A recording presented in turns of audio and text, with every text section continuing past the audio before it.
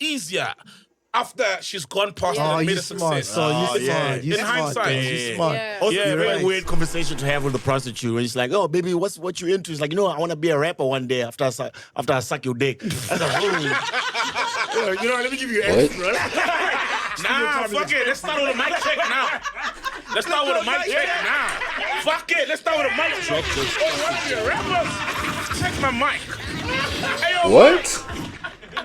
check my mic. Doing stupid today, man. Niggas crashing out there. What's going on? Check it. What are your thoughts, man? Because you're Gen Z, man. Alright, ReWAD. Let's get into the things that we're here for, right? First off, we gotta switch to the relevant account. Switch to the relevant account. Cue the videos, because this is not the relevant account, as you can see. Wait, let me do the scene. This is not the relevant account, as you can see. So let's go ahead and jump into that, right? First we're gonna have to do that. Then we jump into the relevant account. How y'all doing, man? How y'all feeling? Y'all good? Good to see y'all. I ain't gonna lie. I'm chilling. You know what I'm saying? Yeah. I'm well rested. I could say that for one. Definitely well rested. So we on the visuals. Okay, we'll do that. Right. So it's W22. My boy Max been having some moments, dog. I wanna, you know what I'm saying, jump into that. And Your Age put him in, the streaming nomination for the Streamer Awards for best streamer / artist / rapper. I mean, so, and ever since, and I think this was from yesterday. Today's like the 28th. Ever since yesterday, man, I'm just seeing clips of Max just like going crazy, receiving his flowers, as he should, though. You feel what I'm saying? So right here, he's talking about everyone that he met at ComplexCon. You feel me? So I can check that out for those that really need to squint y'all eyes. You know what I'm saying, to read some shit. Everyone PLAQUEBOY and Max met at ComplexCon 2025. Saying my son had a time, bro. My son had a time. But I just want to get into, right, the music section of it, right? So I think Sauce walked in here. Okay, yeah, I'm not going to start it from that point. I think it was around 17 minutes. No, 19 minutes. No, that was right. My bad. Go a little bit forward. Yeah, so Sauce was in the building. And, let's see if they about to get into some music. Like, if Sauce about to hop in the booth and really get on some shit. Let's go. All right. I haven't been to Houston in a minute. Next time I'm gonna go. Do you know DreamCon? Yeah, DreamCon. Yeah. My RDC nigga. Shout out RDC. So I'm gonna pull up for. It's not the part I'm looking for, though. Cowboy, they get it for all the cash and all the splash real fast. Ickety ass. You know what I'm saying? Nah, man, you know what it is. I ain't sign shit. I need y'all to send shit ASAP. I'm not gonna lie. Or I could just look like yo shit. Come up here with the Cowboy. Man, we big Louis B. duffel bag. You know what I'm talking about? Oh, man, go to the part, man. That ass. Hold on. The specific part I'm looking for. Chav, y'all know this shit. That's our song? You know ball. Alright, so look, talk to me like, how you feeling like? I'm good, I'm blessed. How quick you be making your fast as I freestyle. How fast is fast, I huh? got a booth in the back, How quick bro. is fast? Everything that I ever recorded, I freestyle. Alright, bet, say that. Okay, look, I gotta get beats. I gotta load some shit up. Woo, damn, y'all niggas can't beat. You had a booth here? Did you have a booth here? You just rolling I just came there and I fuck with that. OD. I fuck with that. Shit, Yo, bro. Lag B, thank you for that sub, bro. I appreciate you, gang. I know that might need a noise gate. Let me know, chat. Let me know if this better. I'm sweating, bro. This nigga Ray, like, fuck, bro. Yeah, the noise gain needed. Better? Nope. Yeah or no? Nope. Nope. Chat, I'm gonna finish the Streamer Awards. I will. We got time. I'm gonna finish that shit. Man, Nobody does it better. okay. Coming strong. Let me give you. What's up, Jack? Hold on. What up, man? All right, so look. Yeah, that's way better. Chat is better. Yeah, that's way better. Look, Sauce started busting a freestyle, right? It's one little freestyle he started busting. I was like, yo, this is hard. I gotta get this, you know, recorded. I gotta get this on the recording. And the reason why, you know, I do that, like for the cornballs out there that think these kind of actions is corny, it's not. You know what I'm saying? It's to reference back, bro. It's to report back onto just like the thought process that niggas was on. You know what I'm saying? To report back in terms of even not just the freestyle itself, not even just the music itself that we be chopping up on this reaction channel right here, but just little tips and tricks of how niggas can move, little tips and tricks of, you know, how niggas can keep inspired. You feel what I'm saying? Moments that you can look back on and be like, you know, because there's like some things that I can see here, be like, oh, you know, get a few ideas off of whatever it is that I'm reacting to, right? I can get like some sort of spark right now in this moment, and then probably, you know what I'm saying, forget about this shit. So for it's like journaling. Yeah, it's like journaling. It's like audio visual journaling, right? Damn, that's actually true. Like, think about it. You feel me? Like, you dropping even whatever kind of content. I just do the reaction shit for now, right? And whatever piece of content can be like equated to you have, you know, writing things down in a diary, in a journal. You feel me? It's just that now we in a time where we can do it like this, right? So that's why I do that. That's why I do that. My bad. Yes or no? You gotta come to my strip club, man. It's good, bro. Splash House, man. Hold on, is that shit here? Nah, it's in Houston. All right. I haven't been to Houston in a minute. Next time I'm gonna go, do you know DreamCon? Yeah, Dream. Yeah. My RDC nigga, shout out RDC. So I'm gonna pull up for that. So you gotta get. I've been hearing about right. DreamCon though. Okay. Lot. It's a I vibe and bet. shit. Nah, yeah, It's crazy. For real?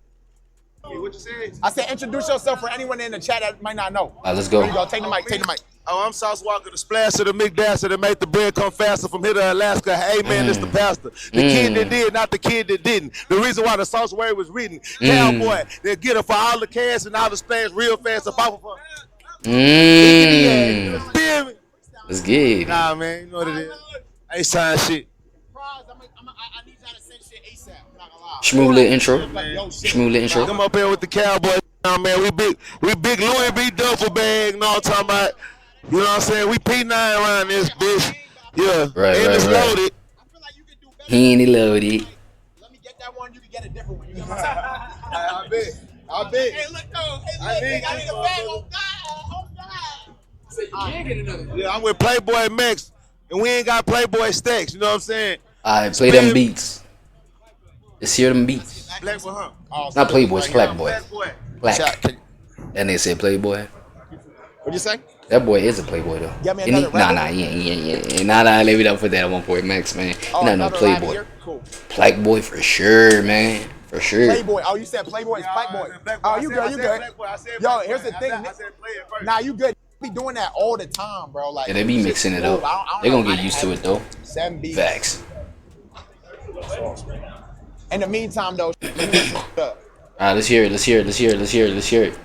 You know, we here for the music, baby. The streaming fresh, the streaming cool, the streaming lit. We here for the music, man.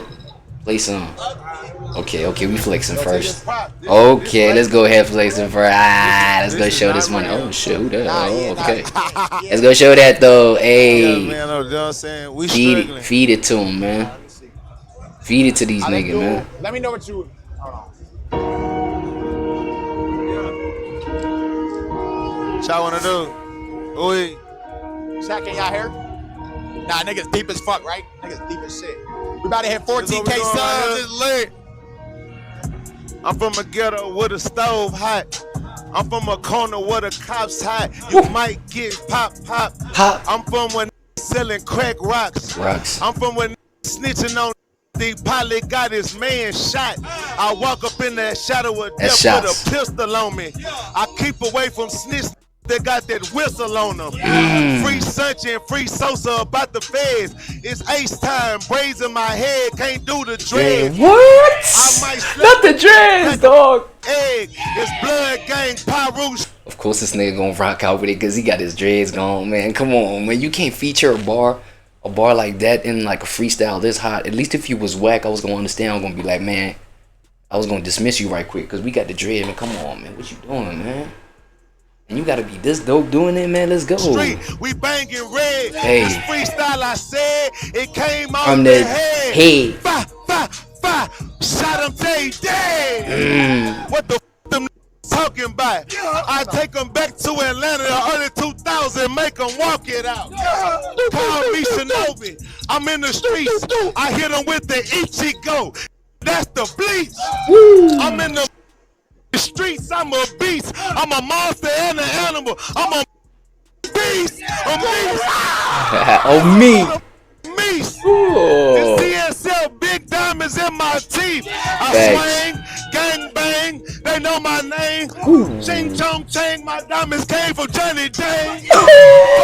Okay. Swing in the lane, boogie blood gang, knowing what I bang. Smoke that, bro. I can't do Smoke no that, slime. bro. I'm a real nigga. Ain't do no slime. And I do my time. We ain't doing no selling. We ain't drop no dimes. I'm a certified player and I'm one of a kind. When the girl come up in my house, she paying just to lay up. She gotta give me a couple dollars just to come and stay up. I'm the type of the hitter with the finger roll layup. I'm with PLAQUEBOY Mix. I make her stay up. Adderall. I had the ball. Smoke it, man. I'm Wolverine with 1,000 claws. TSL business, Splat Mafia. Talk that. Billy. Talk that. Off the go, No pen, no pad, no right down. we do this shit. H-Town We shit. do this shit, Nice nigga. smooth, bro. And we got substance in the boys. Tight Call J. shit. Cole, call Kendrick, call your favorite rapper, call Nas, Whoa. call Jesus Christ. Woo. Yeah, go get the Tupac. That's what you better go get. The Dear Mama. OA. Nah, yeah. What? Nah, yeah. No, bro. What they got this nigga on, bro? God damn. And this nigga just walked in the room like this nigga just walked in the goddamn room.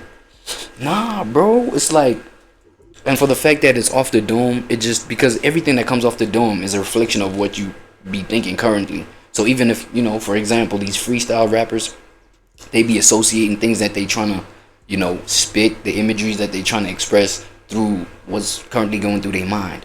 And with that being said, bro, there was a whole lot of cold ass anti-slime, you know, anti-slat, might as well go ahead and say it, YSL bars in that motherfucker. Like this nigga, you know what I'm saying? Damn, this nigga really still don't be fucking, man. I guess he never gonna see eye to eye with that nigga Thug, is he? Bro, listen what he was saying, bro. This nigga was spitting some like cold bars coming at you know, at that whole situation, man. Take this pop. Wait. Let me go a little bit forward, man. My bad. I'm an animal. I'm a beast. Oh, shit. Started turning up. DSL, big diamonds in my teeth. Lane, boogie blood gang. Knowing what I bang, Splat Mafia, I can't do no slime. I'm a real nigga, do the crime and I do my time. I can't do no slime, real nigga. And I do my time. You know what I'm saying? Slime. Somebody that was afraid to do their time. You know what I'm saying? Had to come out with that plea deal. Come on, bruh. I guess they ain't never gonna see eye to eye, right? We ain't doing no telling. We ain't doing no telling. Come on, man. Off the dome.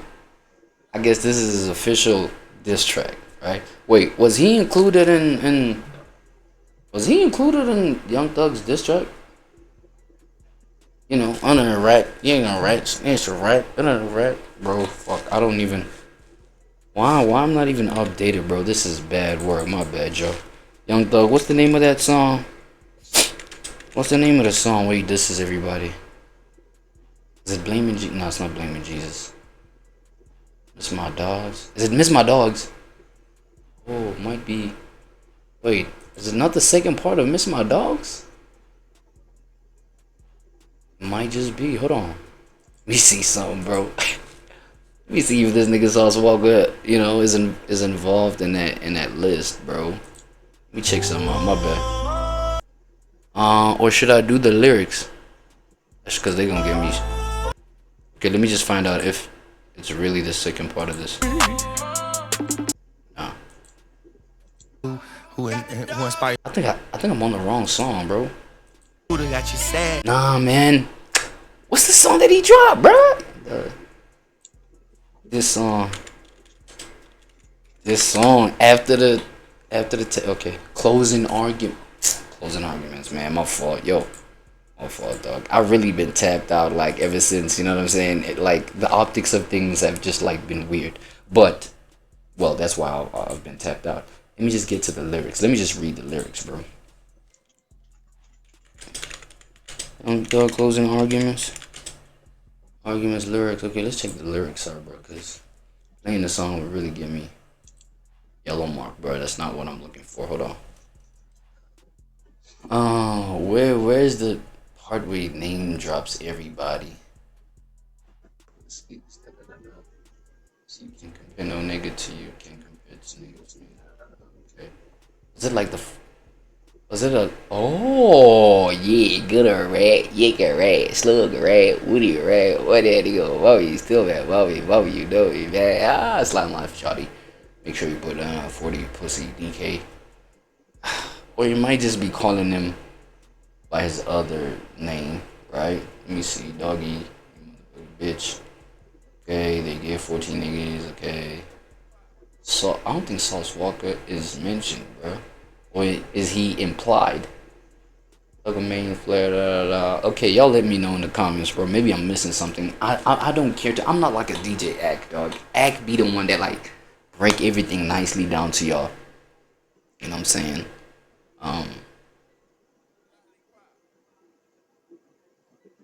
Or where did I get this information? I got it somewhere, bro. The fact that they're not on good terms. This nigga and Sauce Walker. Look, man, I'm gonna have to get to it, bro. Wait, Young Thug, Sauce Walker. See if these niggas really don't get along, bruh. This is bad. Sauce Walker hates Young Thug. Okay, Trap Lil Ross. Trap Lil Ross hasn't covered it. Trap done covered it. Right here. Y'all see the title, man. I think okay, this is fucked up right here. What the fuck is that title, man? Okay, this. Why is it getting away from my shit, dog? Stop doing that shit, Sauce. Oh, okay. I think this is gonna be awkward. Why does it keep like going away? Cause I know y'all can see this. Y'all cannot see this. It keeps popping some other shit up. Okay, cool. Sauce Walker hates Young Thug. He hates a nigga. And this was like dropped 6 days ago, dog. I don't know. Let me... For a little bit of context, right? Just a little bit of context, bro. I know we here for some music things, but y'all know, bro, like federal and local authorities arrested several members. When information like this like pulls up, we gotta see the deeper picture, dog. Let's go. He gets these days, and you know this was a little moment for him to try and get on Young Thug's radar. Now, okay. Oh, so he had pick me vibes towards Thug. Okay, people are saying this has popped back up. Ratlanta, man. So let's cast our minds all the way back to December the 18th, 2014. So this is apparently the first time that Young Thug came across Sauce Walker. Pause. They apparently had an encounter in Houston, okay, at the Sauce Factory. All right, or at least the Young Thug's encounter with the Sauce Factory. Apparently the whole Sauce Factory were in the building, okay, and they ended up meeting up, and this was on good vibes. Things started out initially, seemed like they had a good relationship, okay?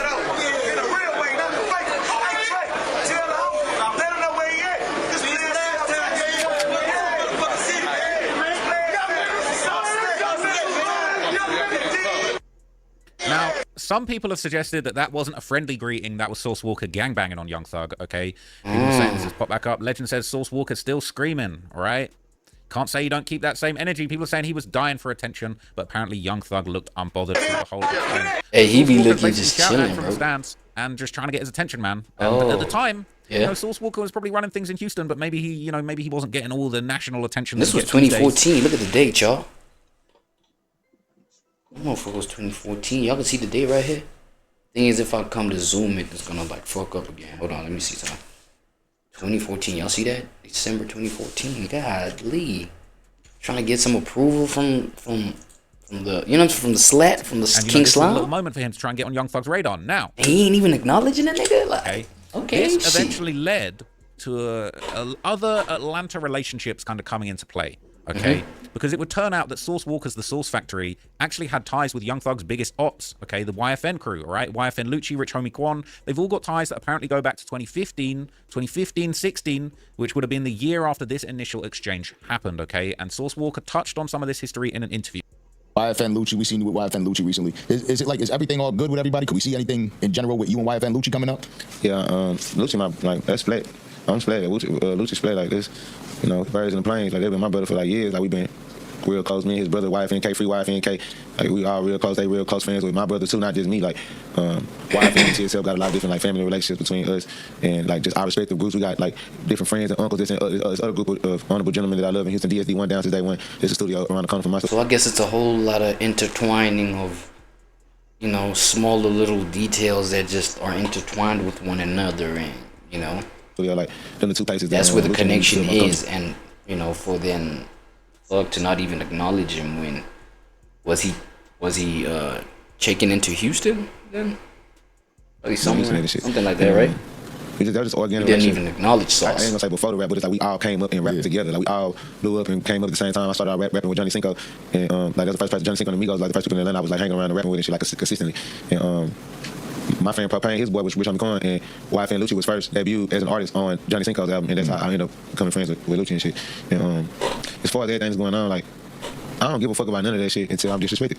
Cause it's how it was when I'm split, like I'm tough, I'm rich. You felt disrespected. All I care about. All I want to be rich. When I'm disrespected or I'm challenged or I'm questioned and I don't like it, and yeah, I'm on whatever. But as it is right now, like 100% I'm rocking with Lucci like how you rocking with me though. So you feel me? Like I just see. So he's saying that he was tapped in with YFN from way back, okay? He said that all the YFN guys, there's other guys in the YFN crew on the street side of things that were tapped in with Source. Whenever they go to Houston, they tap in with Source, man, and he's got other connections with other rappers that kind of are intertwined in that whole Atlanta YFN YSL gang beat. Okay. So he mentioned this rapper, Houston rapper Propane, who was tapped in with the Atlanta culture. He had a song with Rich Homie Quan all the way back in 2013. And he touched on knowing Johnny Cinco and basically saying that, you know, that's how they kind of met through Johnny Cinco. You know, Lucci was homies. He was tapped in with all these guys in Atlanta, and Source Walker starts, you know, popping over there, making songs in Atlanta. He's got a track here, Tuesday, Johnny Cinco and Source Walker together on the track there.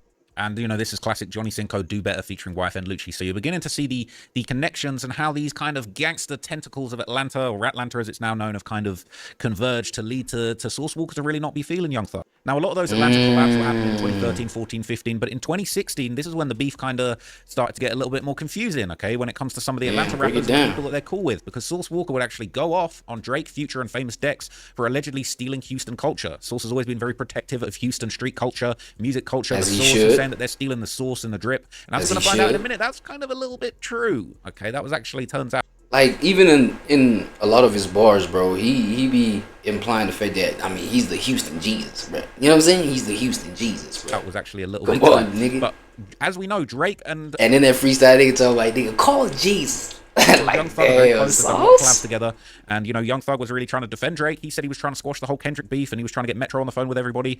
But at the time, back in 2016, Source Walker didn't care. He was going off on Drake and Future and other people that, you know, Thug might have connections with. You have Sauce Walk, okay? He's a Houston artist. He's been doing things for a while. Everybody knows him. I mean, recently he's had issues with Drake. He says Drake, wait, I mean, he was stealing the dripping.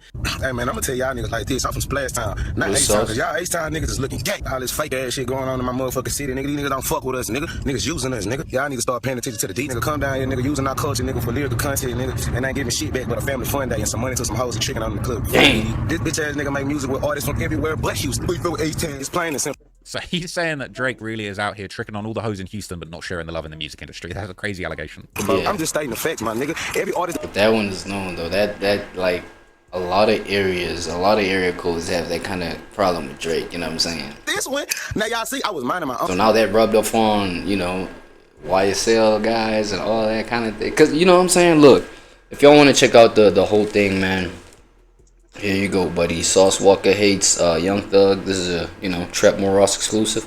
Go check it out, man. I was just like wondering why you went so hard on the YSL joint, like right here. You feel me? Like this is crazy. From Johnny Gang. Go. Boogie Blood Gang. Knowing what I bang, yeah. Snap Mafia, I can't do no slime. I'm a real nigga, do the crime and I do my time. Oh, fair, nigga. I hear you. We ain't drop no dimes. I'm a certified player and I'm one of a kind. One of a kind. When a girl come up in my house, she paying just to lay up. She gotta give me a couple dollars just to come and stay up. I'm the type of to hit her with a finger roll layup. I'm with PLAQUEBOY mixed, I make her stay up. Adderall, I had the ball. Listen. Go. What else, nigga? What else, nigga? Keep going. Keep going, nigga. What you doing? No pen, no right down. What you talking about?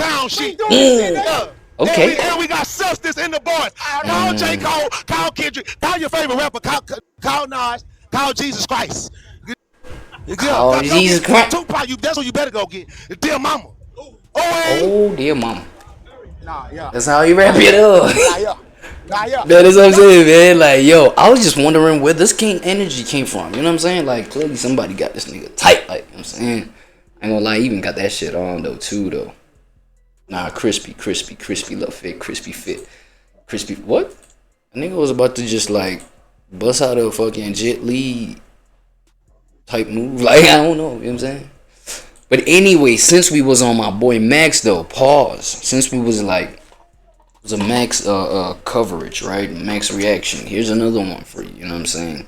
Apparently, PLAQUEBOY Max's Rap's newest target, bruh. Rap's newest target, bruh. But my boy Loesta, he a target. You know what I'm saying? And this is mad interesting. You know what I'm saying? Hearing this about PLAQUEBOY Max, because we know once you get on this level of being, man. Once you get on this level of just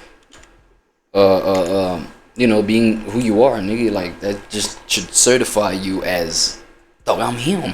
You know what I'm saying? I'm literally him.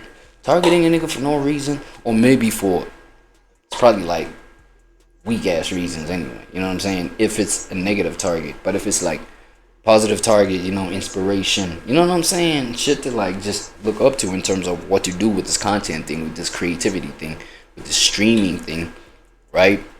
While running up your bag, I mean, it's fun things while running up your bag. This is something to look at. You know what I'm saying? If that's the POV that we're getting right here, then it's a W. But all that other extra shit, nigga, fuck. The streaming world in hip-hop has maintained a love-hate relationship for a while now. Why they hit my boy, though? Even though rappers see the benefit of using streamers to promote their output, many of them, especially those forged by the streets, have a hard time respecting many of these guys that they essentially see as tech-savvy nerds. But if there's anyone who is trying to remove these divisions through their own hard work and talent, it's PLAQUEBOY Max. A rapper in his own right, Max has worked his way up all the way to the point that he's got a major label deal with Field Trip Recordings and Capitol Music. Along the way, he's earned the respect of... Oh, this nigga major now? Oh, those sound like major. Several legends, some of whom have... Wait, Capitol and what? Yeah, those rapper in his own right, Max has worked his way up all the way to the point that he's got a major label deal with Field Trip Recordings and Capitol Records. Field Trip Recordings, Capitol Records. Co-Pilot. Yo, Co-Pilot. Absolutely. What you talking about? Hey. Wait. What are you on, nigga? You good? You good, Mud? I'm here and ready to go. What's up? Man. Look, Field Trip Recordings and Capitol Records. Are those major labels in the U.S.?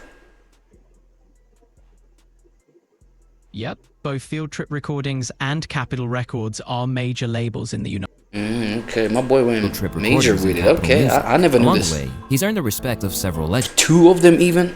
That's facts. Some of whom have already appeared on his music driven In the Booth streams, while others have made it clear that they want to pull up in the future. know, I do like some music stuff. You know what I'm saying? I do stuff outside just streaming. Yeah. When you was I'll be coming, watching you. I see what you're doing. That's why I'm here, because I like what you're doing. I appreciate you, bro. Real shit. Thank you. Somebody said I should do a stream with Playboy Max. Yes, we should. Send this out to him, because we should, because he do music, and I love to be on the stream and doing some music with him. And it's not just older stars who respect his grind. He's been given his flowers by up-and-coming talents who see his vision as well. As he should. I started off a much smaller streamer, so like, another thing, bro, the work ethic. I want to give you your flowers. I appreciate that, buddy. Another thing, the work ethic been crazy, dog. You know what I'm saying? The work ethic been crazy, and obviously somebody that be like operating like that be putting a lot of pressure on like his peers and competitor, and well, yeah, people that competing, you know, within the same industry he's in. So that's crazy. I'm super like excited to see where you go. I'm in the stream of the year and all that stuff. Yeah, hell yeah. I'm putting that out for you right now. I appreciate that, bro. Stream of the year, PLAQUEBOY Max. Crazy. Complex even went as far as naming him one of the most innovative rappers around today. Despite making his name in streaming, it's become clear that Max ultimately values his success in music over everything. The next time I hold a trophy, it's gonna be a Grammy. Thank you. But his interactions with artists in the game aren't always smooth, because these days, some of them are even crashing out on him or mocking the popular online star right to his face.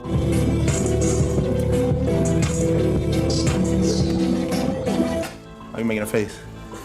I was trying to see what your chair was. Okay. All right, so talk to me like 1 through 10. Like keep it a buck, keep it a beat. It's your boy Luesta, and today we're diving into how PLAQUEBOY Max went from building bridges with rappers to getting disrespected by them on his own turf. A kid from West Orange, New Jersey, PLAQUEBOY Max's life was not only a whole lot different from a lot of the rappers he grew up listening to, but the ones he links up with now. I was in the burbs. Y'all know I was a bird boy. There's nothing wrong with being from the burbs. I feel like, what the fuck? Nothing wrong with that. But due to his unconventional come-up, you really never know how a rapper is going to treat him, and things veer wildly from finding good chemistry to combustible dynamics where it looks like it could get out of hand at any moment. Oh, that head is crazy, dog. Look at this. Come up, you really never know how a rapper is going to treat him, and things veer wildly from finding good chemistry. This is what they be talking about when they mean big cap, nigga. You big cap, nigga. Big cap, nigga. Big cap. Nah, that shit hard though. Big cap in the video, man. The combustible dynamics, that nigga where it bobbing looks his like head it and get out shit. of hand at any moment. This has given us golden moments, like when he connected his dad with Will Smith. He up tired. I gotta get this dad call out the way right now. Nah, this one's a W though. Dad! What's up? What's up, man? It's like that you know, multi or no, yeah. What I'm trying to say? It's like when the previous generation helps when the current generation helps the previous generation, you know what I'm saying, tap into like their dream, you know what I'm saying? Maybe it's been his dad's dream to meet Will Smith. Now not imagine, look at the fact that he had to have a son for that to happen. This is beautiful, man. Full circle moments like this, bro. You know what I'm saying? Man, what's going on? Man, all in divine order. How you feeling? I feel good. I'm playing an oldie, brand new song. Oh, yeah. Yeah, no, I'm about to go on tour, man. You gotta come see me. Or other occasions where he tries to assert himself and winds up getting pressed by Summers. Did you hear a second of that song? I got ADHD. I can't. Like when I'm texting, I can't. You got to play it again. What? Nah, this thing was checked out. So why the f did you not tell me to stop it? Nigga, stop talking to me like this. Why don't you, nigga? Huh?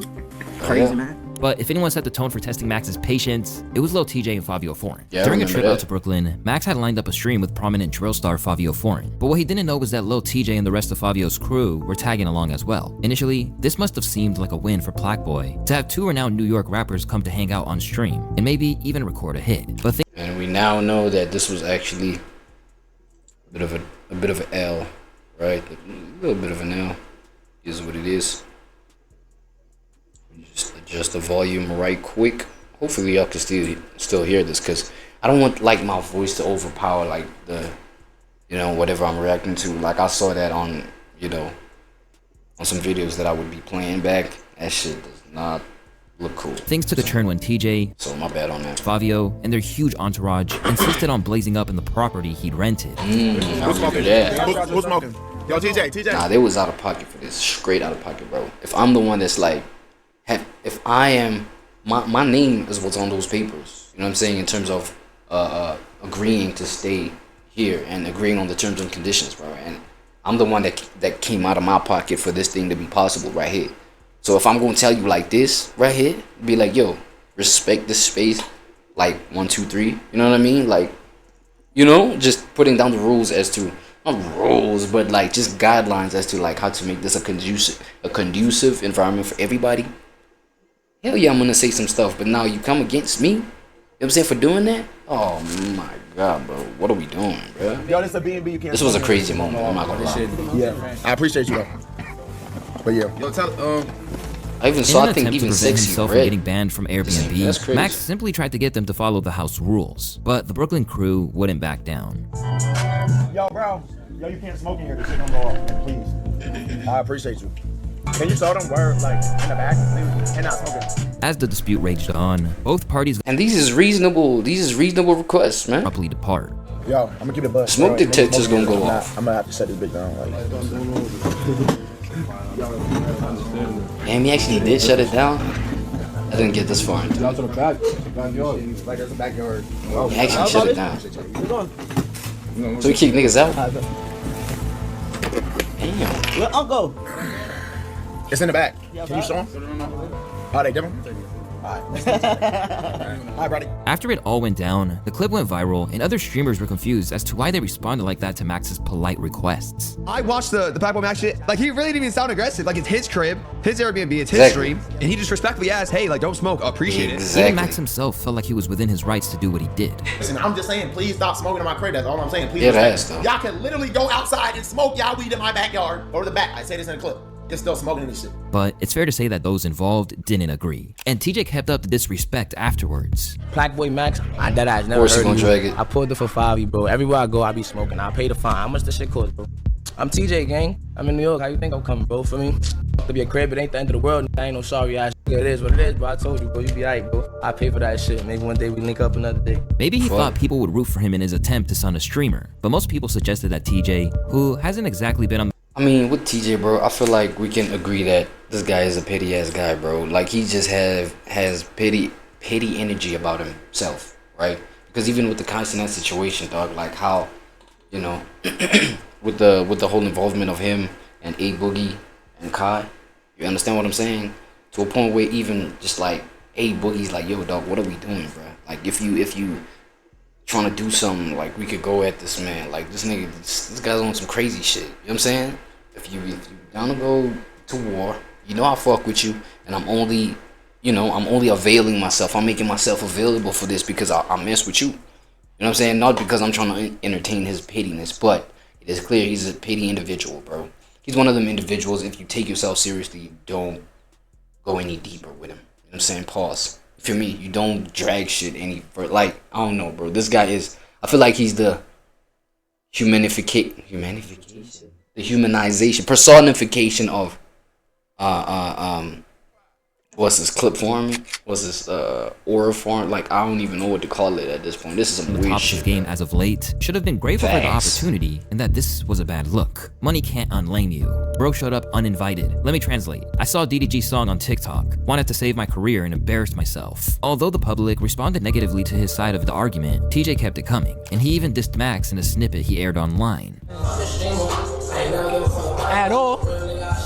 And as if that didn't seem bad enough for TJ, he then started selling merch about it, only for Max to warn him that he used his likeness without permission and there could be consequences. Lil TJ, I'm suing the shit out of you. I'm taking all earnings. I'm suing the shit out of you. All earnings going to the 5-star incorporation pocket. Just so niggas know. And don't try to call me Drake either, because I'm letting y'all niggas know beforehand. Whether or not the animosity was real or TJ. Nah, bro, he's a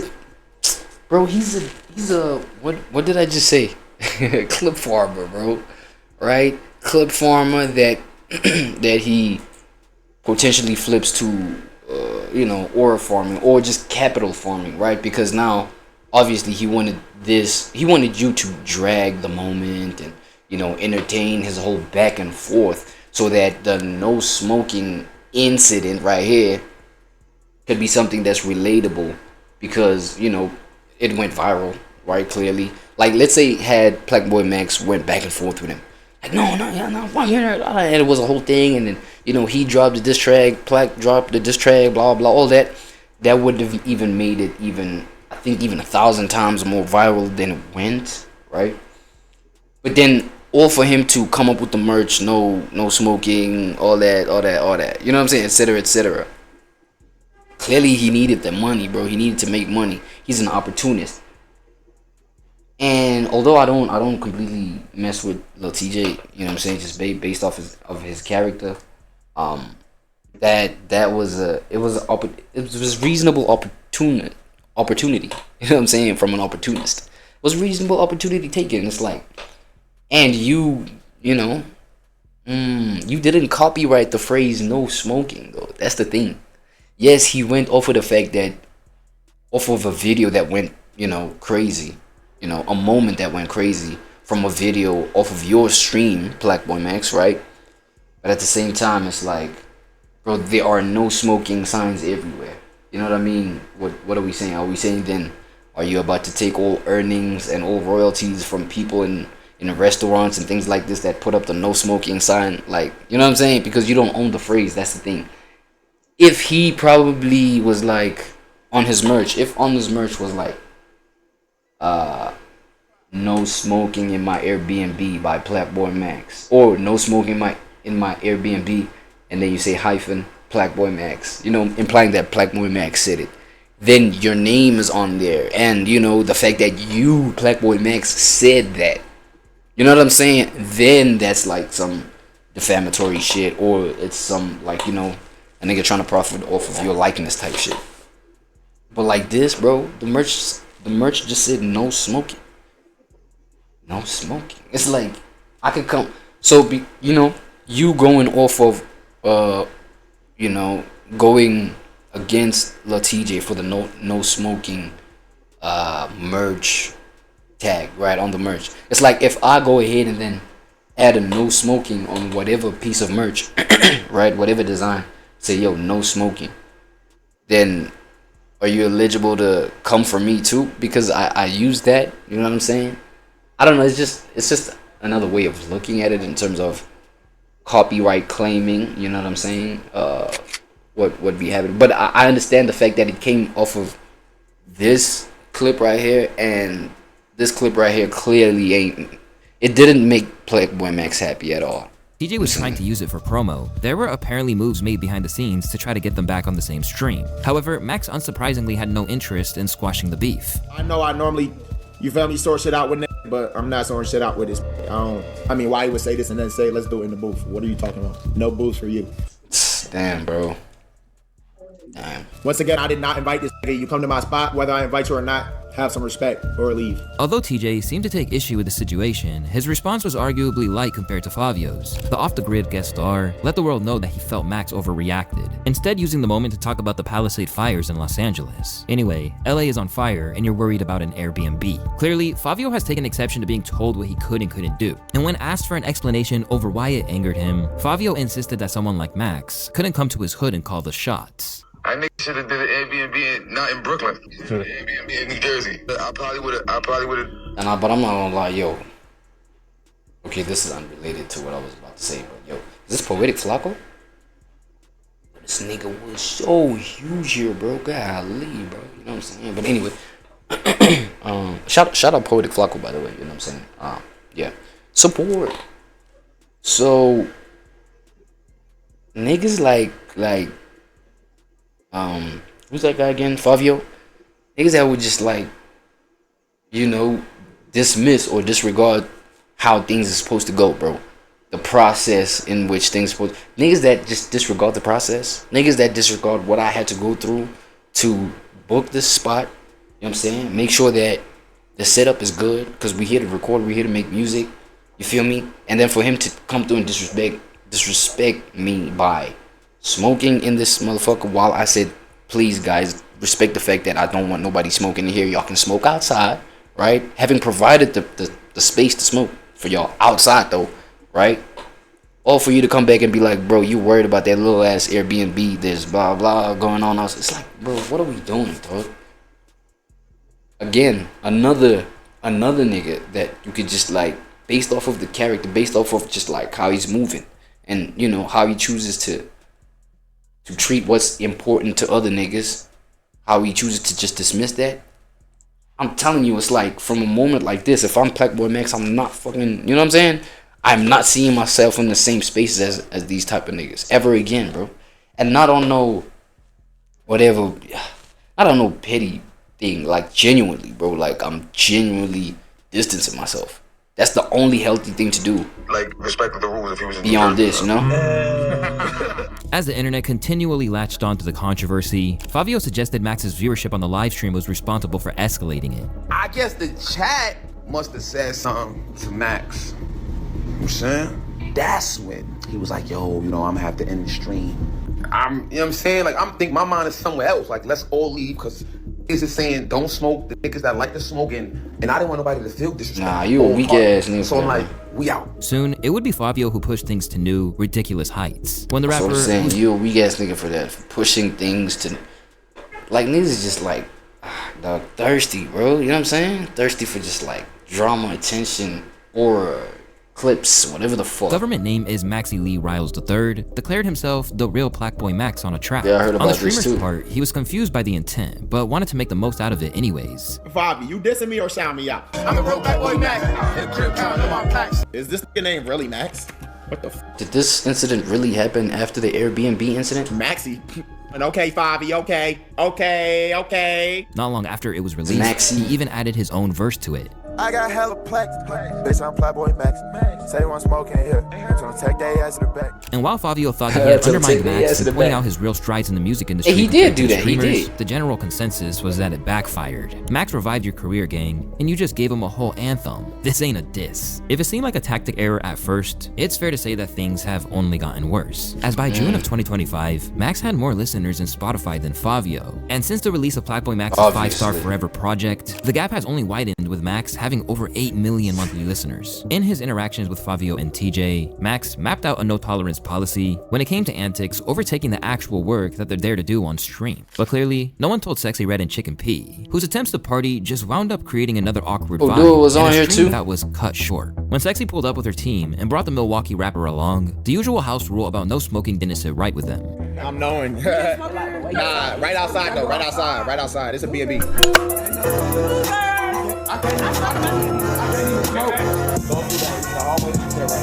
Not the first door, it's the second. From the outset, it seemed like they were there to Yeah, party. clearly he as was opposed to annoyed viewing there. it as a work Tell. obligation, and this meant that it didn't take long for things to get hostile. I ain't no faking, bro. Yo, I got somewhere I gotta be. So, like, if we rapping, we got rap. You feel me? Nah, that's cool. Y'all can vibe, like, at your own shit, though. Like, this gotta work. You get what I'm saying? I'm finna go smoke. I'm gonna come right in. Eventually, things got so heated that it led Sexy Red to try and defuse the situation. Nah, if you don't like any beats, you good. I mean, the ones we put aside were cool. I'll go back through those. I'm a street nigga, baby. But that's not to say that she wasn't a troublemaker in her own right. During the stream, Nah, bro, Sexy Chop, though. I ain't gonna lie, bro. Like, come on, dog. You know what I'm saying? But, like, money and numbers, yeah, it can really make people attractive, man. But genuinely, like, looking at it, for real, like, man, she Chop, bro. she even started dropping purposefully hard R's, something which is in violation of Twitch's terms of service. Can you show him the room? That's my young. That's my young. Oh, yeah. My bad. You good. Nah, she not good, bro. Talking about you good. It was at the front. However, Chicken P remained the most vocal opponent of Max on stream, cranking things up when he began criticizing the beats that the streamer was playing for them. Hey, I'm gonna be real. I'm just the one gonna be real with you, brother. It's not young. It ain't Nah, this nigga pissing me off, bro. This Chicken P guy, fuck that. Dragged by the internet too. Rapper starving for a piece of that streaming money. I'm a businessman. No, Lil Baby, you're a rapper. A real businessman would have had this. We had the all Lil figured Baby out moment. before. This should have been done prior to the stream. Y'all remember this? This isn't business. This is extortion. And when he got angry about situations like what happened with Lil TJ and Fabio, Max let it be known that it was all good and actually tried to quell the anger towards Baby. Aside from that uncomfortable incident, they still wound up making a track together, and Max actually made money by beating him on the court. You wanna run it back? Hey, again? So, triple or nothing? 15. No, wait, man. Come on, you gotta be fucked up. You gotta be fucked up. All the hate towards Lil Baby, bro, y'all gotta chill. He did not scam me. Nobody paid this to come on stream. He did this shit out the kindness of his heart. And now, plus the Lil Baby joint, the Lil Baby situation, I feel like was, it was dragged out of proportion, you know what I'm saying? But just days after the publicity from the Lil Baby appearance died down, It wasn't that deep. come and cause chaos for a whole different reason. When it comes to rappers who I are didn't tapped into the understand world this one beyond too. rap, there are a few who know what's going down like Lil Yachty. In fact, he was even a fan of Max and had previously saluted him on an interview with Club Shay Shay. You got PLAQUEBOY Max, who is killing it right now, bro. I Killing haven't met him it, yet, but like I'm a big fan, and we kind of connect in the same way, connected through FaZe Clan, and he's just like really killing it, young black dude, and he's just doing his thing. And he loves music, and he put on for the underground culture in a different way, in a different light. Due to his mutual respect, it seemed inevitable that they'd link up, and soon they set up a stream in front of the whole world. I was gonna say we need to do some shit with Concrete, bro. Bro, let's do it, bro. Yeah, I'm trying to come to LA next week. I bet I'm gonna be here. While the energy was a lot friendlier than other situations, Yachty and the Concrete Boys crew still took issue with his beats.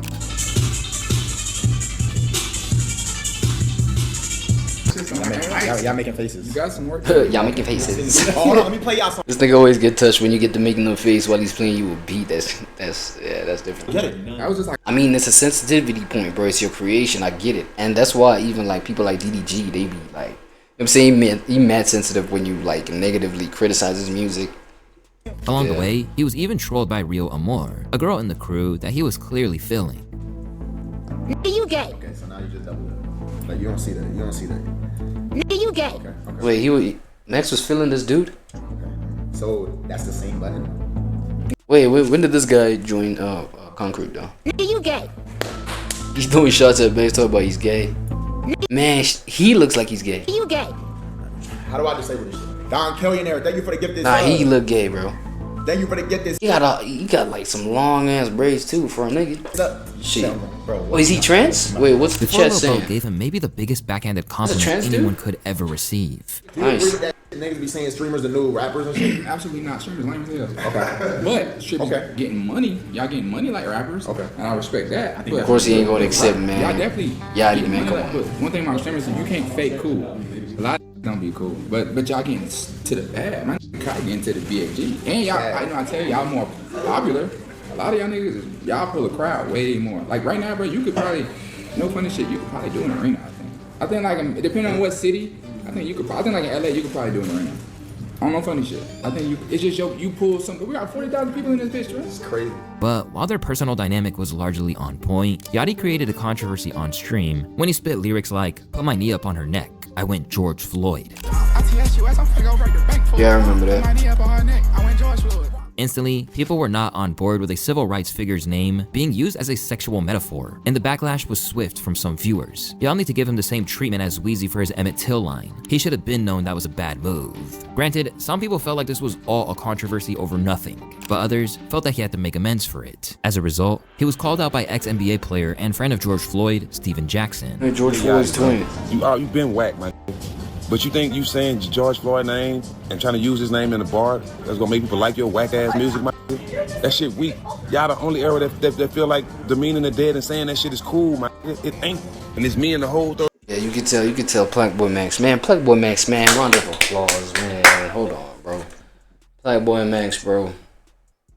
I mean, he deserved the position that he going for right now, and he deserved the position that niggas is threatened that he going for. You know what I'm saying, cause clearly, bro, I feel like it's rappers that feel slighted or that feel kind of just, I don't know, bro. They probably, at this point, bro, your anger is towards God, nigga. Cause like, what else are you supposed to be told? You're mad at God. Take it up with God, bro. Facts. You know what I'm saying? You see a young nigga, you know what I'm saying, utilizing his skill, his competencies, abilities, talents, whatever you want to call it, and you know what I'm saying? He's just multiplied it on y'all asses. You know what I'm saying? He's doing what y'all doing with the rap thing. He going crazy with the music too. You know what I'm saying? I'm not too much of a fan of every single song that he's put out, but clearly he's going crazy. You know what I'm saying? At a rate at which, you know, y'all wasn't moving by the time that y'all was just coming up, and he's only getting started. You know what I'm saying? And at the same time, while he's doing that, he's killing the streaming. So he's like in two worlds. Like, he a glitch in the system in y'all lives. It's only natural for y'all to get touched. It's only natural for y'all to feel like, yo, why does this shit right here feel unfair? You understand what I'm saying? He's killing two birds, one stone. Eating up two crowds. You know what I'm saying? On one bone. I don't know why I said that. Yo, extra pause, my bad. I just wanted it to rhyme. I wanted it to rhyme. Yo, but he's going crazy, man. You know what I'm saying? You know, from me to Max, bro, it's nothing but support. Present day, you know, so far. You feel me? Yeah, just his moves, like his character, personality. He cool, dog. I feel like a whole lot of these traditional just artists and rappers should get on this level of just operating. You feel me? Honestly, bro, on this level that Max is an example of or for, and on this level that DDG is an example for. You feel what I'm saying? Because he's also killing that right now. So shout out to both these men, bro. What the hell is going on here? Was my shit stuck? Now my shit's stuck. Now I gotta refresh the whole shit. You know what I'm saying? Anytime today, sir. Anytime today, sir. Anytime today, sir. Anytime today, sir. Unless I do the following, right?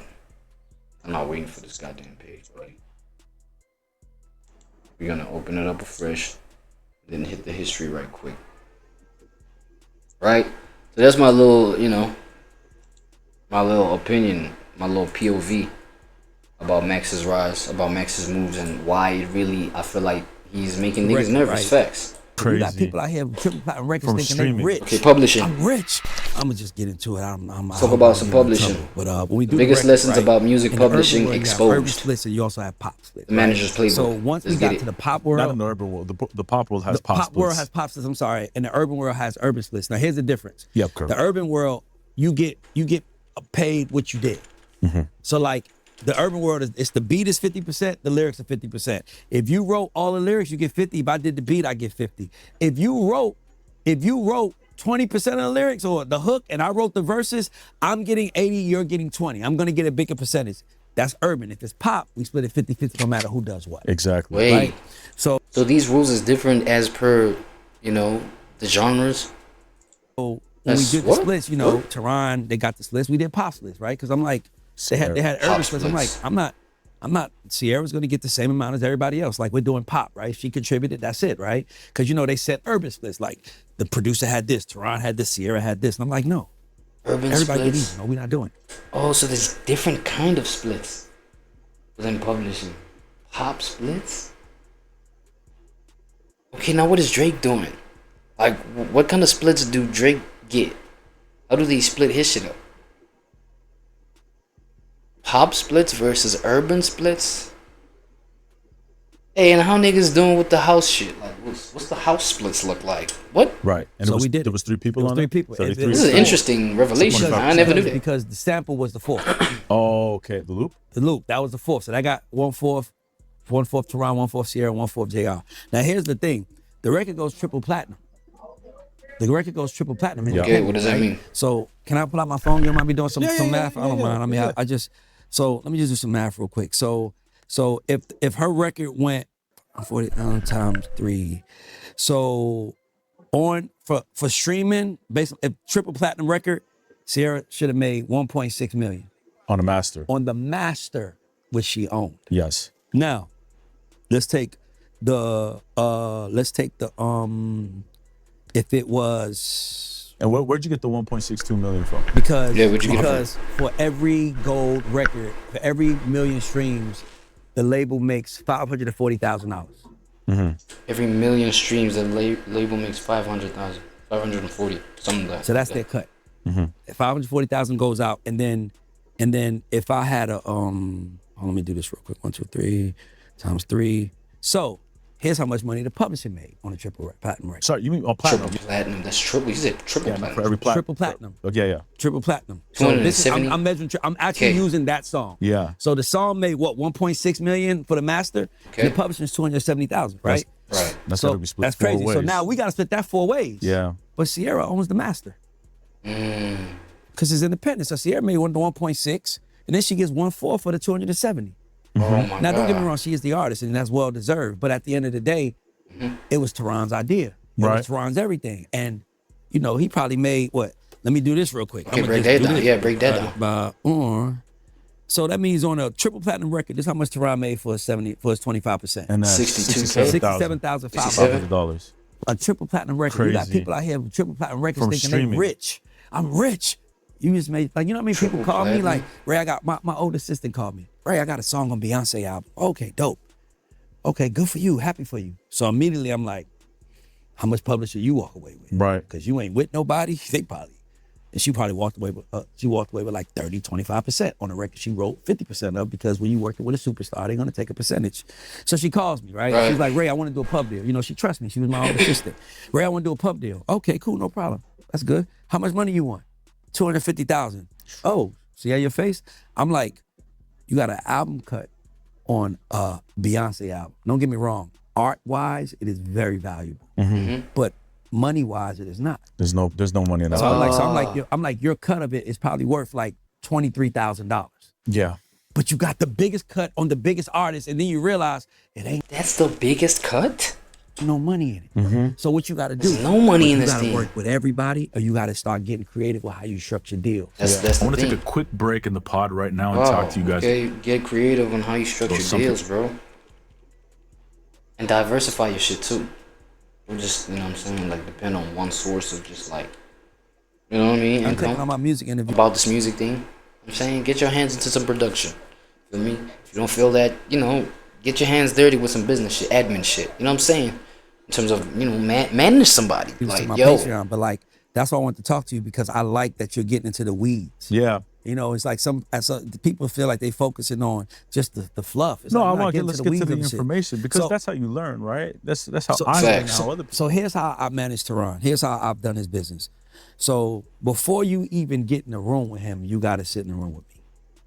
Before, like, Atlantic calls, Ray, we got this girl, we think she's a star, her name is Lizzo, we want to get her on with Tehran? And I'm like, send her to meet me first. How come? Because so what happens is labels call people like me and say, hey, Ray, I got this new artist and I need you ASAP. You know how it goes. Right now, I need you to make a record. Oh, okay, cool. I love that. Perfect. Now I start asking a list of questions. They don't even know what I'm asking for. Hey, man, so how long y'all been working on for the project? Oh, about a year. Y'all been in the recording process for a year? How long the artist been working before they got to you, though? 4 years. Okay, cool. That's 5 years. Okay, how many records I got recorded? 3. Hundreds. Oh. Okay, cool. That's when I'm flipping on them. So you got hundreds of records and you still calling me because you need the one? Right. So let's stop. Yeah, that should say something. That should say something. You got the leverage there. I just want them to see that the reason why they're running in the hamster wheel is because they haven't spoke to someone that does this. That's smart. So I'm like, so now I bring the artist. So I'm like, bring the artist in. So I heard the label's perspective. The label is they all they care about is money. So you just need to know from them as a manager. If you're a manager watching this, you need to know what they trying to. You have to reverse engineer the plan backwards. So somebody come to me and say, Ray, I got an artist. She's a star. Okay, cool. What do you need? Who is she? Oh man, I think she's gonna be the next Rihanna. Okay, cool. Let's reverse engineer. How did Rihanna start? Most people want to pick up where Rihanna's at right now. Oh man, no. Where did Rihanna start? Where did she start? She's a Caribbean girl. So where did she start? In the Caribbean. Hey, Mr. DJ, come on the replay. Which Chris gave. By the way, exactly. Not even the biggest song in her catalog, probably the most forgotten song in her catalog, but probably the most important. Yeah. Because it established who she was. She's an artist from the Caribbean. So when people say, I want to be like someone, I'm always like, you got to reverse engineer. So labels call me and say, hey, Ray, I need this artist. Okay, cool. Who are they? They're this. Okay, perfect. That's all I need to know. You gave me the answer. They're at their best, the new Missy Elliott. Cool. I know what that means. Now I meet with the artist. Now I'm like, they don't know who I am. They probably looking at me like I'm a producer. Like, why am I meeting with this guy? But all I'm doing with them is talking to them. So, because I know what the label wants. So what do you want? And that's important. That is an important question. What do you want? Ask yourself, what do you want? What is your intention? So I'm like, what do you want? So I want to make this. Okay, cool. Well, your label wants to make this. So here's this. People are just like not self-aware enough to even realize what they themselves want. It's crazy. Yo, it even gets deeper and darker when people don't even know what they themselves need. They lack self-awareness in terms of they need. That's crazy. That piece to it, but let's make sure that we service because I'll tell the artist, as much as you think they suck, as bad as you hate them, they have to make the records work. They do. Regardless. So you can hate your label. That's like hating your parents. They're your parents. Unless they let you go and somebody else. Those are your parents. So when you're saying I hate the label, you're not understanding that these are the people that you need. So the reality is you need someone in the middle trying to figure out what's needed, what's missing, right? So what I do is I'm in the room and I'm like, so who are you? So now I'm like. So you have the example of Lizzo. You were saying Lizzo. You want me to use Lizzo? Yeah, Perfect. for sure. I use Lizzo. So I meet with Lizzo. Lizzo comes to my office. Beautiful girl. Beautiful girl. The record, Truth Hurts, is out. I don't know. Mind you, this is just another person I'm meeting with that day. Right. So she comes to the office and, you know, shout out to Lon Ray for calling me like, yo, we got this girl. We think she's a star. We just can't figure it out. I'm like, cool, no problem. So I go see, Lizzo comes to my office and I like artists when they're mad. Like I like to push buttons, right? So I'm like, what's the problem? What's going on? So Lizzo was like, I wonder what that is. So she says in the meeting, she says, Ray, my problem is that only gay white men come to my shows. Yeah. And I'm like, what? Like, that's like, and see, what I want people at home to know is like my goal coach, I go into, that's an interesting problem. Hold on, tell me more. How does that happen? How does that happen? So now I want to know more, right? So she gave me the end. My problem is that gay white men come to my show only, and we need this, I need more people. So I'm like talking to her. So she's running through her frustrations. Obviously, Atlantic got me in here, waiting around they got me in Atlanta, standing at some Airbnb, waiting for Rock City, Mike Will, or Metro Boomin. I think I have a little POV on why that might be. I feel like, you know, with Lizzo is about the empowerment game, right? She's about, and the kind of empowerment game that like compensates for the reality, right? So, you know, she plus size, she, you know, in that kind of lane. And obviously, the empowerment factor being that you can be whatever size. You can be as plus size as I am and still be confident. Still be, you know what I'm saying? Still put yourself out there on some sex appeal type of vibe, right? And, you know, there's realities that come with that. There's, other perceptions of other things that come with that. You know what I'm saying? That's a whole rabbit hole. If you don't know about it, like, just do your homework, right?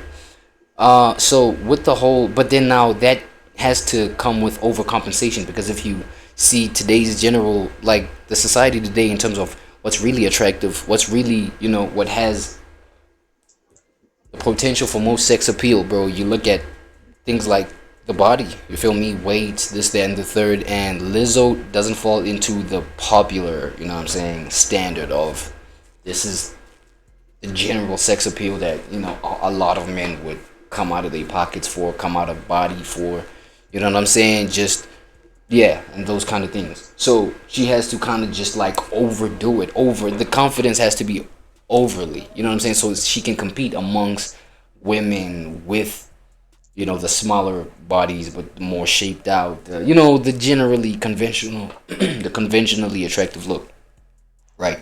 So she has to just put in the effort, I don't know, maybe, you know, performatively or with other things, like just her speech and just like boom, like the expression of like how she expresses things in her mind, you know what I'm saying, how she expresses things in her mind while coordinating all of that with just like her physical appeal, dog, how people see her physically and shit like that, you know what I'm saying. But then now if you parallel that with the rainbow people, right, the gay people, in fact, I don't even think that's genuine saying the gay people are, because you get this lane of people, right, of gay men, I think gay men, right, but they have the drag queen kind of demeanor, energy, you know what I'm saying, you know, facade, like they overdo things, you know what I'm saying. Yes, these things that they overdo, these is traits that are associated with females. Like, you know, playing with your hair when you're talking, you bend your words a little, like, too hard, and you use the word bitch, you know what I'm saying? You're like, yeah, bitch, you know what I'm saying? And calling your friends, calling each other bitch, but you, as the gay guy, as this gay guy, you use it a little too much, and things like that, and it's like, I feel like normal gay men, when it's about just being gay, they don't even do that, right? He's just, you know, a gay guy, you feel me? Just, it's normal vibes, y'all can...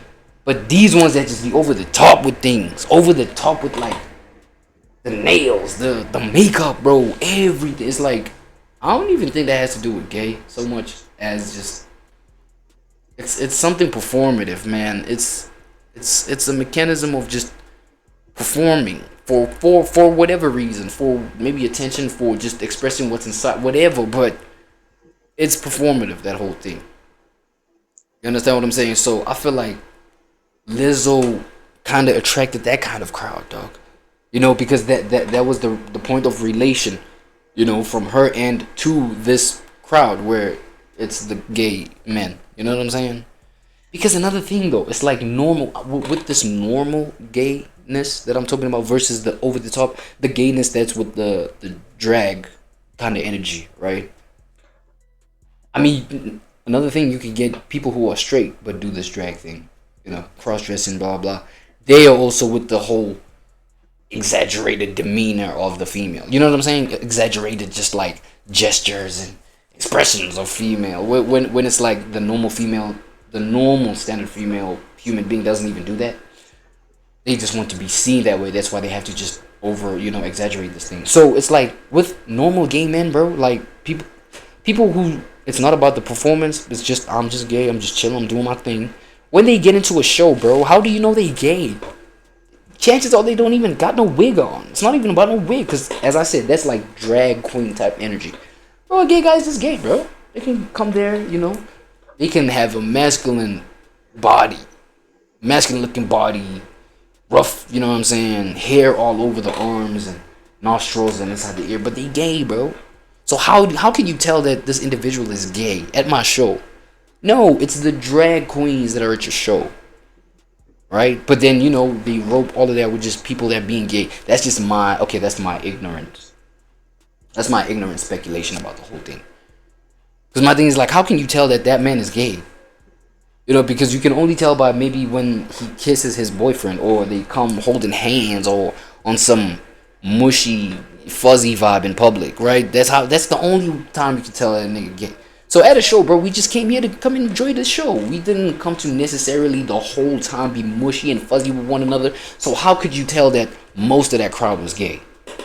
Bro, I hope y'all can understand, man, like where I'm coming from. You know what I'm saying? But yeah, that's my whole spiel about it. Like, I'm tired, da-da-da. And I'm like, hold on, so you put music out? She's like, yeah. So I look at the Truth Hurts videos. I'll never forget, I'm sitting here, and I'm looking at the video right here, and I'm looking at her, and I'm like, she's a fucking superstar. Oh my God. Because she was showing her body and she was a bigger girl. Yeah. And what I know as a consumer is that more. So I'm saying, you see, he's even surprised that she got all this confidence, but she's a bigger girl. She's like, you know, she's breaking new ground, like on some shit with this kind of thing that she's coming with, this kind of energy. Are shaped like Lizzo than they are like Beyonce, Right. right? Or Sierra, yeah. Beyonce's who you strive to be. Lizzo's who you relate to, right? And that's the point I was making with the standardized, normalized, you know, the normalized standard of sex appeal versus being sexy when we're looking at a woman versus Lizzo, right? She's on some different shit. You know what I'm saying? She's here to be on some different shit. Like, she's breaking new ground with what she's trying to do. So obviously that's why I was like, yo, even her effort has to be even more than Beyonce's shit. You know what I'm saying? It's the cheat code. So I'm like, wow, like, okay. So I'm looking at the video. So I pause the video. I'm like, what's the problem? Because now I'm excited. I'm like, what's the problem? You are a star. And she's like, I don't know. Atlantic just got me waiting. And they keep telling me Mike the Game is going to blow my records up. Blah, blah, blah, blah, blah. And I'm like, boom, stop. I figured it out. Why does Mike the Game know about you and not Majima? And for context, who's Mike the Game? Okay, so I'm gonna tell you that in the context. So I'm like, why does Mike the Game know you instead of Majima? And she goes, who's Majima? And I'm like, Majima is head of R&B. Yes. Mike the Game is head of pop. All at Spotify. Oh, that's where the splits thing come through, because when we're gonna have to split it via the pop versus via urban, you know, that Majid or whoever, that other guy that he mentioned, he's gonna get less. Versus, you know, the urban split publishing, where, you know, according to how they split shit there, he might get more, or Lizzo might get more. You know what I'm saying? Just based off of the structuring of the things. These are, at the time, these are the people that, at this stage, these are the people that everybody in the world is trying to get to, right? Yes, yes. Mike, Majima, Tuma, they said it, Mike it was and gold. 100%. And they didn't even care. This is before TikTok, too, I was about to right? say, they didn't even care about the power. It was just like, nah, I just have influence. I'm gonna tell them that. Yeah. So she says Mike the Game. So I go to her. I think I know what the problem is. And I'm like, why does Majima not know you? And she's like, who's Majima? I said, Majima's a girl who would love you, who looks like you, Mm-hmm. who would adore you. And she was like, Ray, I don't know if you noticed, but I'm a pop artist. No, you're not. That's the problem. That was the problem. urban If artist. you say And you're a why- pop artist, you can't get mad when only gay white men is showing up to your store. Oh. You are a black artist first. Yeah. You're urban Black artist. people need to know you there. Yeah. And she was like, no. So she was like, Yeah. Ray, I'm popping. I'm like, I love doing this with artists because I'll argue as facts. Like, my teaching style is a mirror. I don't convict. I show. I show you, and if you can't see it, then you're not on my level, or you're not on the level you need to be on to win anyway. I'm like, Ruzy, if you can't see, are you fat? If you can't see you've gained 50 pounds, you don't see it? No, I'm looking right at myself. Okay, just keep going until you can see it, then you'll do something about it. So I'm like, Lizzo, name the most famous black female artist in the world. Because fame is pop, right? Most famous. You said that to Lizzo? Or I said to Lizzo. Yeah. So she started naming them. Yeah, She popular wrote pop, Beyonce, famous. Nicki Minaj, Rihanna, and at the time, Cardi B was really on her way. Bodak Yellow was taking off. And she Yeah. was like, Cardi is coming. And I'm like, what do they all have in common? They all ghetto as hell. They all urban. They all They're black not just people. Black regular, they ghetto regular. Like, let's be clear. Beyonce wasn't winning when she was saying, Halo, and that Sasha Fierce shit. Beyonce started winning when she's like, riding on that wood, swerving on that wood. That's when she became Beyonce. Oh. That's when she became Beyonce. When she was like, that's when she blew up and became that. What's the difference though? I mean, I know so much stuff about the music business. Like, I hate to like go into it, but like, I know Columbia didn't believe in Beyonce at some point. Because the 4 album came out, and by the way, it killed it for black girls. That was the black girl weddings album. For real? Love on Top and Party. We loved that album as black people. But I go into Columbia and I'm talking to one of the top A&Rs, and he says, "Man, we need some records for Beyonce. She's struggling." Bro, Maurice, I look around like I'm looking for. That's crazy. Where's the cameras? Where's the cameras? You said something bad about. You said Beyonce needs help in a Columbia office. I'm like, oh, they really get bold. That's a troll, right? Oh, say that. Beyonce, a few months later, just drops that Beyonce album. She does like 700,000, 800,000, changed the entire music industry. She changed the music industry that day. With that surprise album. Let me tell you why. Because she didn't give the audience a chance to think. They wanted to be a part of the conversation. So usually artists are like, drop the album. And she was the first one to do that, She really. was the first one to do it. She Yeah. broke. Like, there was like the mold was broken, because then you realize you don't need a hit when you are one. You the hit already. So all we got to do is, that's why I don't think she makes the greatest records, because she doesn't have to. The audience loves her because everything she does, she's the hit. sauce that makes the song better. You're right. You feel what I'm trying to say? Yeah, of course. So like back to Lizzo. So we were talking. So I'm like, Beyonce's ghetto. I'm like, Rihanna, ghetto. Nigga smoking weed. Shut up, nigga. Cardi is really ghetto. Nicki is Those two, they don't even hide it. It's like Babs. When they try to make black women look ghetto in that movie, big titties, big butt, red color, that's Nicki. She's like Babs, but she's still the biggest in the world. Because when other people see us, they come to us for our experience. If those white men that came to your show, they knew they was coming to a black girl that plays a flute show. Okay, non-related point. Is this the contributors or these kind of things about, that are so associated about urban culture? Are these the things that end up being black fatigue? You know what I'm saying? Oh, they wanted to experience that. And I think black fatigue is a narrative from black people, if I'm not for. all the way mistaken. Correct me in the comments, please. They wasn't a lot of the times we think we have to code switch for the audience. The audience switches codes for us. Yeah. Me and you might listen to Hov and be rapping and live word. Turn my music high, and then you might play some stuff that make up when we was kids and call my baby on the phone. Got to get a message to let. Like, we might, you know what I mean? Like, music brings us together, but it takes us different places. Right. But the most important thing is that where it started, the people know where it came from. And they have to know it came from a black person. Okay, I hear Because you. you're black. I hear you. Don't let them people see this record and think they had a pop Don't forget person. your You roots, walk in, nigga. Black girl, they're like, what the hell? Who She's a fooled nigga. me? She was a nigga first. Be black. Be extra black. Be That's extra what you black. are. Did he say be extra black? And this is a trick that America What? has taught black people that I want to stop. America has made it every time a black person is there, it's ghetto. Right. I was in Dubai Yeah. a few weeks ago. Everybody smokes hookah. Yeah. Old people, young, everybody smokes hookah. Everywhere you go, it's not ghetto in Dubai. As soon as black people do it, it's ghetto. Oh my God, it's ghetto. But I really think that the ghetto is the coolest place in America. I feel like even mentioning the fact that something is ghetto has become, my bad. Even saying that something is ghetto has become like you know, a cultural like symbolism in like black culture. I'm gonna just get into it. I don't know about y'all, bro. Like saying this is ghetto, or ooh, that's ghetto, and then like just urban splits, and you also you know, giving flowers to like we got to the pop what world, white people, you know, pop world has pop systems. I'm sorry. That's kind of weird to me, dog. But I guess, dog, whether we like it or not, dog, that shit is clear as day. At least to me, bro. And you know, if you disagree, put it in the comments, bro. Put it in the comments, buddy. I mean, as we make our way to the premium account, back to the premium account. Check out the only drums tutorial you'll need. Feels good to be finally back to drums tutorial. Posting consistently on YouTube. I've been coming up with a lot of cool ideas. You know, I want to start to try different things on the channel that I've never really done. One of those things that I feel like I never Steven really Schaefer into depth about is how I go about, you know, making drums. It really. Alright, y'all. For my producers out there, I don't know if y'all be able to grab some inspiration. I mean, you know, reaction. It is kind of weird for the producers in terms of like how y'all can rope in money doing what y'all love, right?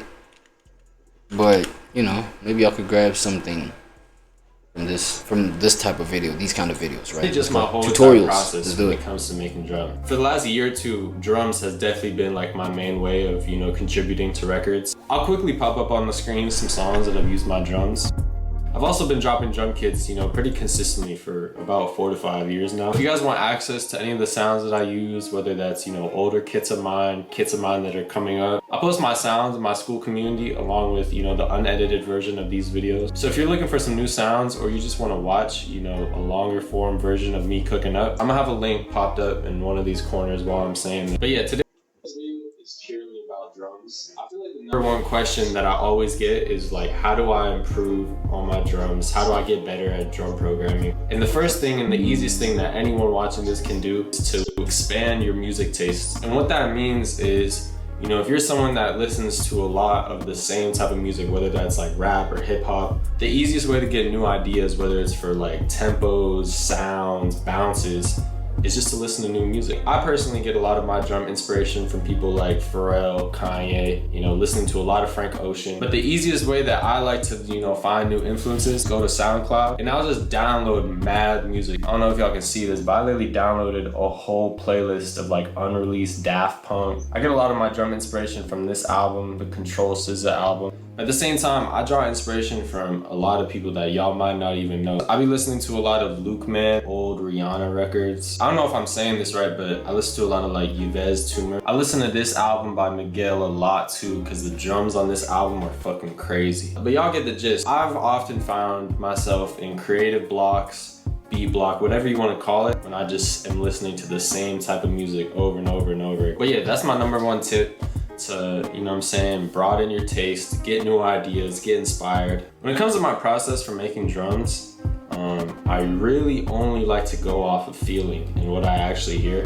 There's this Baby Keem tweet from a while ago that's kind of stuck with me, and he basically just said, you know, my music is 99% feeling and 1% technicality. So you guys might see me use a couple techniques in this video that might be, you know, a little bit unorthodox. But yeah, let's get into this video. As y'all can see, I have like a whole folder of like old drum machines that I love using. You guys have probably seen me use this in older videos. And I really just try to find, you know, a couple sounds that I like.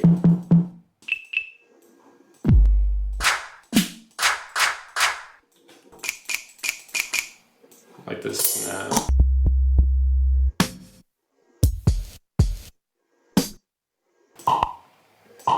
And from here, I just want to get the most simplest pattern, you know, with these sounds down.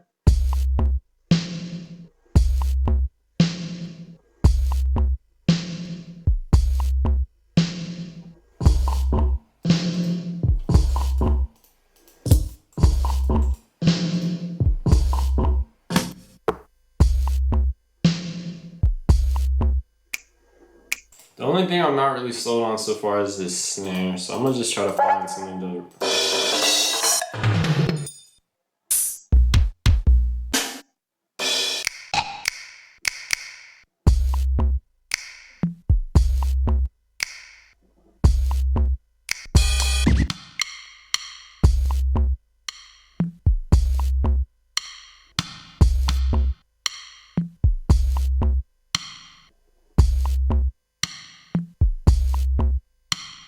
I really like the texture and the air on this kick. And what I'm gonna do is I'm gonna stretch it. And what I'm gonna do is I'm gonna just make it longer. I'm gonna take out all the low end. And really just get like this air.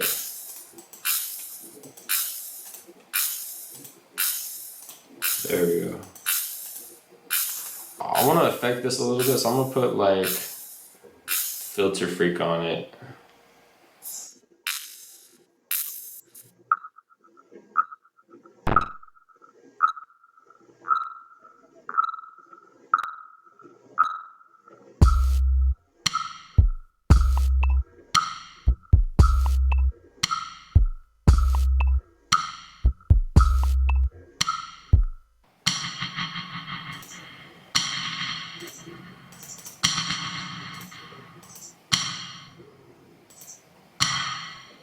Ooh, I like that. I'm gonna pan this little tom thing to the right and then this other little sound to the left. So it's almost like a call and response. I'm gonna throw this plugin called Little Radiator on this tom. I'm gonna do the same thing on this sound too. Usually if I start with anywhere from like 10 to 15 sounds, I'm gonna end up, you know, only keeping around half of them. I feel like a common denominator of, you know, a lot of my favorite beats is there's usually no more than like anywhere from 5 to 7 drum sounds, and that's pushing it. If you listen to any of like Kanye's best songs ever, it's all like 3 or 4 drum sounds. Just off the top of my head, I think of beats like Heard 'Em Say, yeah. I Wonder. Even stuff from My Beautiful Dark Twisted Fantasy like Power, Runaway. If you really pay attention to the drums, you're gonna notice that there's only like 3 or 4 sounds actually going on.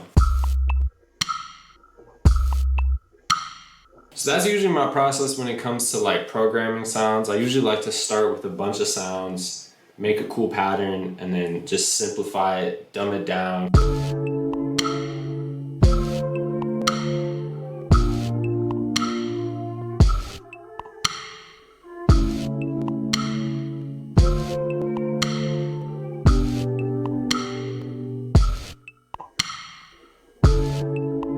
I've actually been meaning to break down my production on this song, but earlier this year I produced a song for Ian Triplin. It's called If We Being Honest. The entire drum pattern is literally 5 sounds.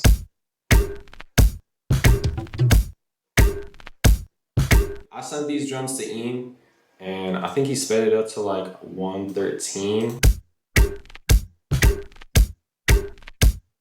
Cause if we being honest, so yeah, this is just a quick breakdown, but I feel like it's a great example of simplicity is really key when it comes to making good drums. If you guys are watching this video and you're looking for some new drum sounds, I've actually been working on a drum stash for the last, month or so. I'm calling it the NDA drum stash. Not only does it have drum sounds, but it also has drum loops just like the one I'm showing you guys now. So if you guys want to download these sounds along with the drum loop I actually just made in this video, I'm gonna have a link down below where you guys can find everything. But yeah, that's basically it for this one. Hope you guys enjoyed, and I'm gonna see you on the next video. Peace.